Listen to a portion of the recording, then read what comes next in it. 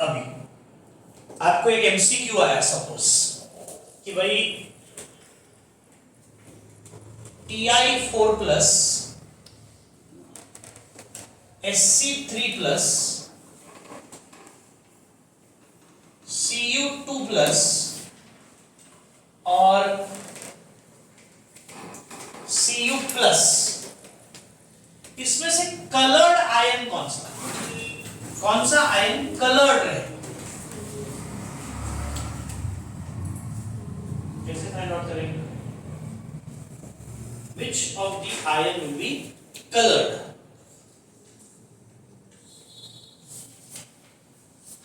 Logic याद रखो, electronic configuration लिखा है, अगर इस चैप्टर में ये आ गया तो माइंड यू चैप्टर आ गया। याद रखो, अगर किसी आयन के d ऑर्बिटल में अनपेयर्ड इलेक्ट्रॉन्स हैं, समझ में, तो समझ जाओ वो कलर्ड है, और अगर अनपेयर्ड इलेक्ट्रॉन नहीं है तो वो कलरलेस। तो देखो ये क्या बोला है, Ti4 प्लस, यानी टिटेनियम में से 4 इलेक्ट्रॉन निकाला है। टिटेनियम का कॉन्फ़िगरेशन क्या है, 4s2 3d2, यानी 4s का 2 जाएगा, 3d का भी जो 2 जाएगा, तो 3d में क्या बचेगा, कुछ नहीं, 0, 3d 0। उसमें इलेक्ट्रॉन ही नहीं है तो फिर अनपेयर्ड इलेक्ट्रॉन कहां से आएगा, हो ही नहीं सकता। तो इसका मतलब ये तो कलरलेस है, ये तो नहीं हो सकता। Sc3 प्लस, स्कैंडियम से 3 इलेक्ट्रॉन गया, स्कैंडियम का कॉन्फ़िगरेशन क्या है, 4s2 3d1, 4s का 2 गया, 3d का 1 गया, तो 3d में कितना बचा, 0। इलेक्ट्रॉन ही नहीं है तो अनपेयर्ड कहां से आएगा, ये भी पॉसिबल नहीं है। Cu प्लस, कॉपर का कॉन्फ़िगरेशन क्या है, 3d10 4s1, Cu प्लस मतलब 4s का 1 इलेक्ट्रॉन गया, ये इलेक्ट्रॉन निकल जाएगा, तो 3d10 ना, 10 मतलब पूरा का पूरा भरा हुआ है ना, ये 5 ऑर्बिटल होता है ऐसा, 1 2 3 4 5 6 7 8 9 10, राइट? कोई भी अनपेयर्ड इलेक्ट्रॉन दिख रहा है आपको, ये भी पॉसिबल नहीं है।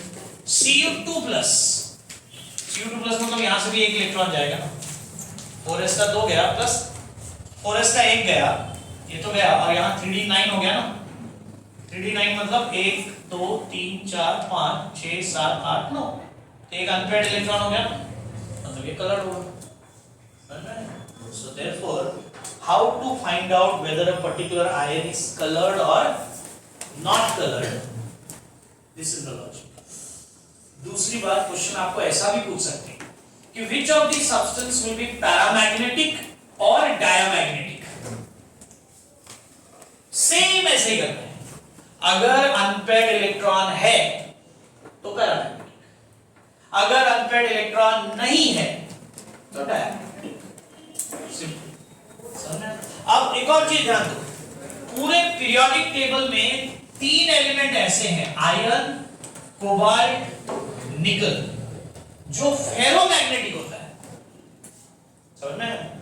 मैग्नेटिक बिहेवियर 3 तरीके का है, कौन कौन सा, डायमैग्नेटिक, पैरामैग्नेटिक, फेरोमैग्नेटिक। तो पूरे पीरियोडिक टेबल में ये 3 ही एलिमेंट ऐसे हैं, आयरन, कोबाल्ट एंड निकल, जो फेरोमैग्नेटिक है।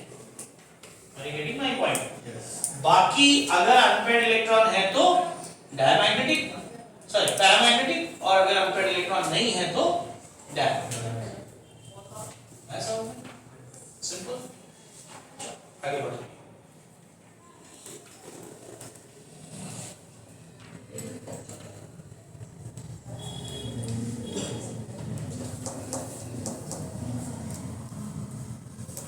If you have any specific doubts or anything, then you can also ask. अगर आपको कोई specific doubts है, तो you can definitely ask. I can deal with it if you have some, rather than me speaking on my own.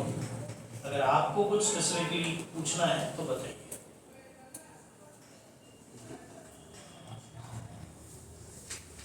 Interesting. कुछ नहीं पूछना है आपको? What is it?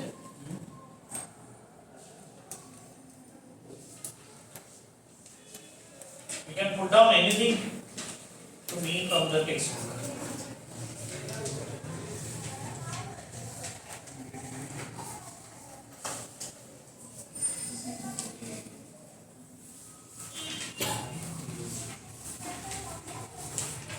Okay see, मैं एक और चीज आपको बताता हूँ, ये शायद आपको लिखेंगे तो काम में आएगा, अभी मत लिखना, पहले मैं एक्सप्लेन करूँ। सी, आपका एक चैप्टर है ग्रुप 16-17, उसमें जो सबसे पॉपुलर क्वेश्चन है बोर्ड एग्जाम में वो है to make the structures. ClF3 का स्ट्रक्चर क्या, ब्रोमीन पेंटाफ्लोराइड का स्ट्रक्चर क्या, सल्फर डाइऑक्साइड का स्ट्रक्चर क्या है, ये पूछते हैं, राइट? तो क्या आपको सब रट के जाना है? ये आंसर दो, मैं जो बताता हूँ उसको ध्यान से सुनना, ठीक है?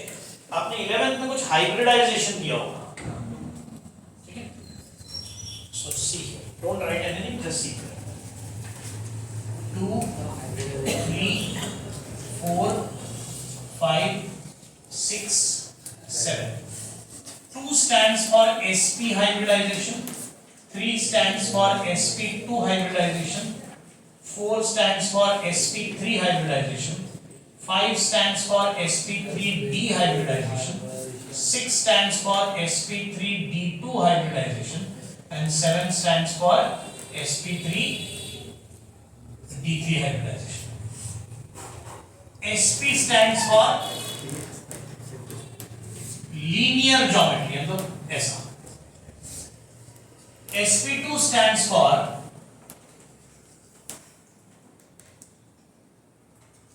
ट्राइगोनल प्लेनार ज्योमेट्री, मतलब ऐसा। sp3 stands for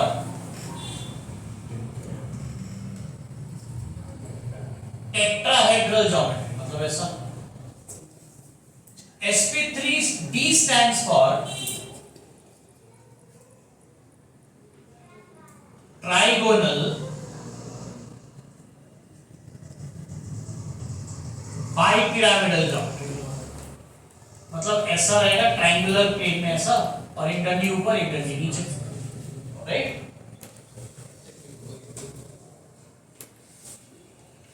trigonal bipyramidal geometry कुछ इस तरीके से होता है, ये ध्यान दो।